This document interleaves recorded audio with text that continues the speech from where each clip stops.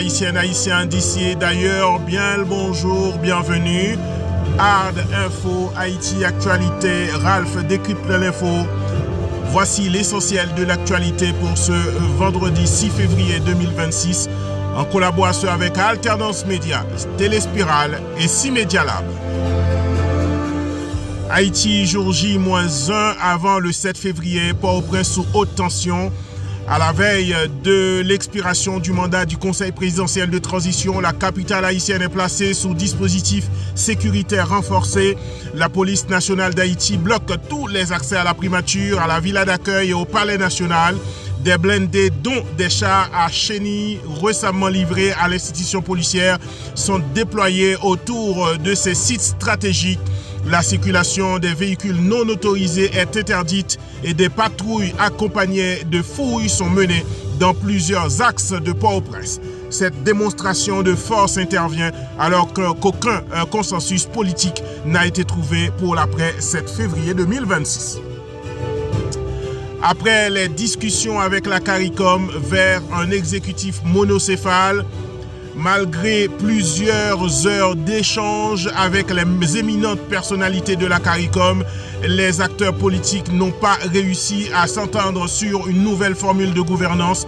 La CARICOM a indiqué que, faute d'accord pour d'ici ce soir, le pouvoir serait exercé par le Conseil des ministres sous la présidence du Premier ministre Alix Didier Fils-Aimé jusqu'à l'organisation des élections.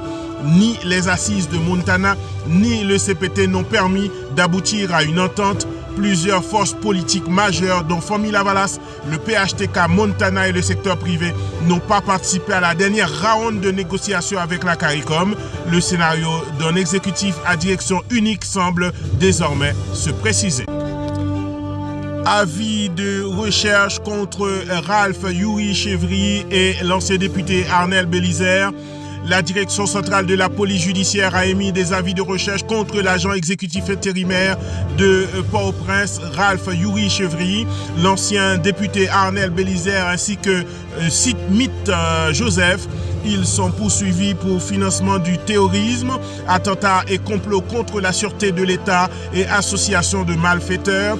Des accusations de blanchiment des avoirs sont également retenues contre Smith Joseph. Aucun détail pour l'heure n'a été communiqué à ce stade par la police nationale d'Haïti sur les éléments ayant conduit à ces poursuites. Maintenant, mesdames et messieurs, on va dans le sud-est du pays. Dispositif exceptionnel pour les 7 et 8 février. Dans le département du sud-est, la police nationale annonce une alerte maximale. Les permis de port d'armes sont suspendus du 31 janvier au 18 février. Les points de contrôle sont renforcés et les patrouilles intensifiées autour des institutions publiques et des marchés. Dans plusieurs extraits d'interviews disponibles sur les réseaux sociaux, l'homme du Sud, Guy Philippe, appelle la population à prendre le contrôle de toutes les institutions publiques partout dans le pays à partir du 7 février. Aussi, à l'occasion du carnaval national de Jacmel, prévu le 8 février, le port d'armes et l'utilisation de récipients en verre seront strictement interdits. Des unités spécialisées seront déployées sur le terrain pour encadrer les festivités. On va toujours rester dans le sud du pays. Simulation de kidnapping à Caille-Jacmel. 3 individus, dont une mineure de 16 ans, ont été arrêtés pour simulation d'enlèvement et association de malfaiteurs. Selon la police nationale d'Haïti, l'adolescente aurait volontairement quitté son domicile avant de contacter sa famille pour faire croire à un kidnapping. Un complice aurait exigé une rançon via Moncash, tandis qu'un autre aurait facilité son déplacement à motocyclette. Les suspects sont placés en garde à vue en attendant les suites judiciaires. Mesdames, Messieurs, meurtre de migrantes à la frontière entre Haïti et la République dominicaine. Le gars dénonce Le groupe d'appui aux rapatriés et réfugiés se dit scandalisé par l'assassinat d'au moins 4 femmes migrantes haïtiennes dans la zone d'Elias Piña, à la frontière entre Haïti et la République dominicaine. L'organisation évoque des crimes commis dans un contexte de trafic et de traite de personnes et appelle à une collaboration urgente entre les autorités haïtiennes et dominicaines afin d'identifier les victimes et faire toute la lumière sur ces meurtres sur la frontière entre Haïti et la République dominicaine. Parlons maintenant de coopération entre Haïti et Corée du Sud. 3 chars d'assaut pour la police nationale. La police nationale d'Haïti a reçu ce jeudi 3 chars d'assaut offerts par la Corée du Sud dans le cadre de la coopération entre les deux pays, ce dont vise à renforcer les capacités opérationnelles de la police nationale d'Haïti, dont la lutte contre les gangs armés. Selon les autorités, ces véhicules blindés contribueront à améliorer la sécurité des forces de l'ordre et l'efficacité des interventions sur le terrain. Le Vatican maintenant, nomination d'un nouveau nonce apostolique en Haïti. Le Saint-Siège a annoncé cette semaine la nomination de Monseigneur Jude Thaddeus Okolo comme nouveau nonce apostolique en Haïti. Archevêque nigérien âgé de 69 ans, il a été désigné par le pape Léon XIV dans le cadre du renouvellement de la représentation diplomatique du Vatican. Diplomate de carrière, Monseigneur Okolo dispose d'une longue expérience au service du Saint-Siège.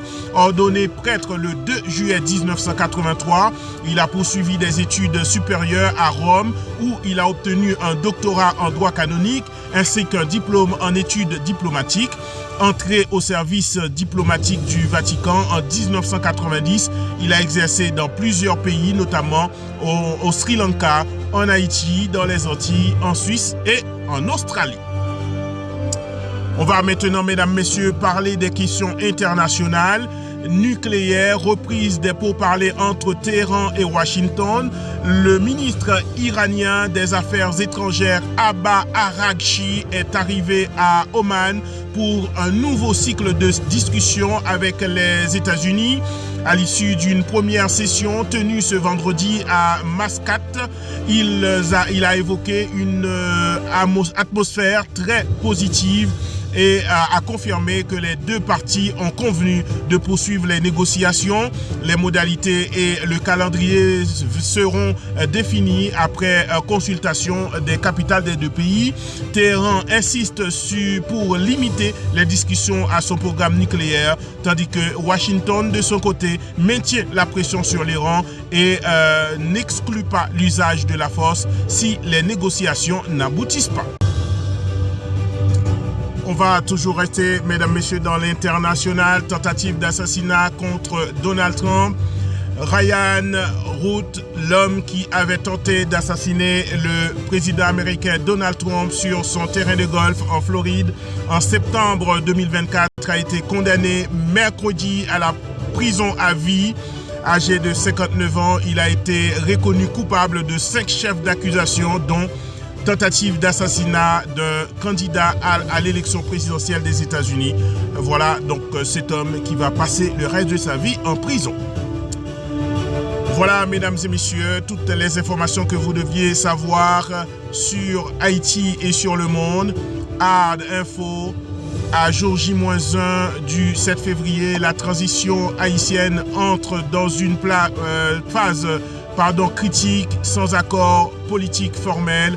Entre démonstrations sécuritaires, poursuites judiciaires sensibles et pression régionale, le pays s'approche de tournant institutionnel majeur.